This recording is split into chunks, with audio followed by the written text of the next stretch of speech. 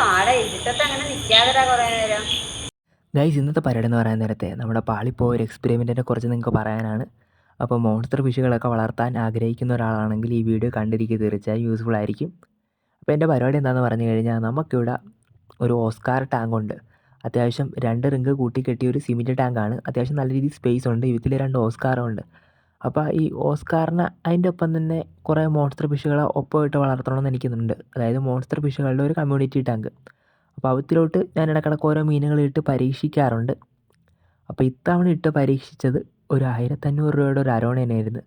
അപ്പോൾ ഈ അരോണയും ഓസ്കാറും തമ്മിലുള്ള വ്യത്യാസം എന്ന് പറയാൻ നേരത്ത് അത്യാവശ്യം ഓസ്കാറിനേക്കാളും നല്ല രീതിയിൽ ലെങ്ത്ത് അരോണക്ക് ഉണ്ടായിരുന്നു. ബട്ട് ബോഡിയുടെ ഒരു സൈസ് കമ്പയർ ചെയ്യുന്നെങ്കിൽ ഓസ്കാറിനായിരുന്നു ബോഡി സൈസ് കൂടുതൽ.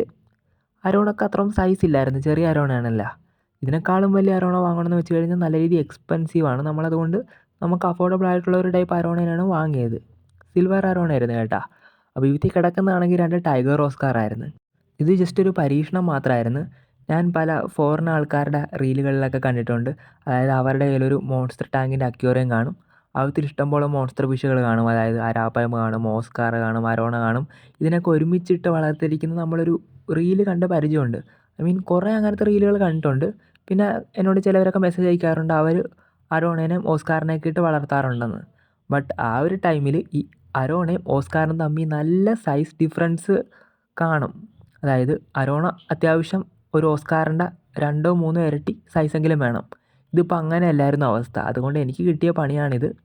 ഐ മീൻ കൊണ്ടുവന്ന് ഇന്നലെ രാത്രി ഇട്ടതാണ്. പിറ്റേ ദിവസം രാവിലെ ടാങ്കിൽ വന്ന് നോക്കിയപ്പോൾ ഇതായിരുന്നു അവസ്ഥ. അതായത് അരോണയുടെ വയറ് വരെ കൊത്തി കീറി മുറിച്ച് അതിൻ്റെ കുടൽ വരെ തിന്നിരിക്കുകയാണ്. അപ്പോൾ ഇന്നലെ കൊണ്ടുവന്നപ്പോൾ നല്ല ക്വാളിറ്റിയിലുള്ള കളറിങ് പാറ്റേണും ഡിസൈനൊക്കെ ആയിരുന്നു. ഞാനത് മുന്നത്തെ വീഡിയോയിലൊക്കെ പറഞ്ഞിട്ടുണ്ട്. എന്നിട്ട് ഇപ്പോൾ നോക്കിയപ്പോഴത്തെ അവസ്ഥയാണ് ഈ കാണുന്നത്. നിലത്തൊരു കുടൽ കിടപ്പുണ്ട് ഇതിങ്ങനെ നോക്കുമ്പോൾ. അതെനിക്ക് തോന്നുന്നു ഞാൻ വല്ല ഇതിനെ കഴിക്കാൻ സാധാരണ നമ്മുടെ വീട്ടിൽ മീൻ വെട്ടാൻ നേരത്ത് വേസ്റ്റ് കിട്ടുമല്ലോ, ആ വേസ്റ്റ് കൊണ്ടുവന്നിട്ടതെങ്ങാണ്ടാണ്. അല്ലാണ്ട് ഇതിൻ്റെ കുടലൊക്കെ എന്തായാലും കൊത്തി തിന്നിട്ടുണ്ട്. കൊത്തി തിന്നൊരു പരുവാക്കി കളഞ്ഞ്. അപ്പോൾ ഇതിൽ നിന്നൊരു പാഠം നിങ്ങൾക്ക് മനസ്സിലായി കാണുമെന്ന് ഓർക്കുന്നു. അതായത് ഈ അരോണേനെയും ഓസ്കാറിനെയും സെയിം സൈസ് ആണെങ്കിൽ ഒരുമിച്ചിടാൻ കൊള്ളത്തില്ല. ഇൻ കേസ് നിങ്ങളിങ്ങനെ പുതിയ എന്തായിരുന്നു മോൺസ്റ്റർ ഫിഷുകളുടെ കോമ്പിനേഷനുകൾ ഒരുമിച്ചിട്ട് പരീക്ഷിക്കുകയാണെങ്കിൽ ടാങ്കിലിട്ടിട്ട് ഒരു 30 മിനിറ്റെങ്കിലും വെയിറ്റ് ചെയ്ത് നോക്കണം തമ്മിൽ ഫൈറ്റ് ചെയ്യുന്നുണ്ടോ ഇല്ല എന്നൊക്കെ. ഞാനിത് രാത്രി കൊണ്ട് ഇട്ടുകൊണ്ട് നമുക്ക് പണി കിട്ടിയത് എന്നുവെച്ചാൽ രാത്രി കുറേ നേരം ആ കാട്ടിൽ നിന്നൊന്നും നോക്കാൻ പറ്റത്തില്ല. വല്ല പാമ്പം കടിക്കാൻ കൊതു കടിക്കുകയൊക്കെ ചെയ്യും. ഇത് രാത്രി തന്നെ ഈ ഓസ്കാറിൻ്റെ വിസിബിലിറ്റി വളരെ കുറവായിരിക്കും, തപ്പിയാലൊന്നും കിട്ടത്തില്ല. അപ്പോൾ എന്തായാലും നമ്മുടെ അരോണ പോയി. നമ്മൾ പുതിയ ഏതെങ്കിലും ഒരു മോൺസ്റ്റർ ഫിഷിനെ അകത്തിലിടാൻ നോക്കുന്നുണ്ട്.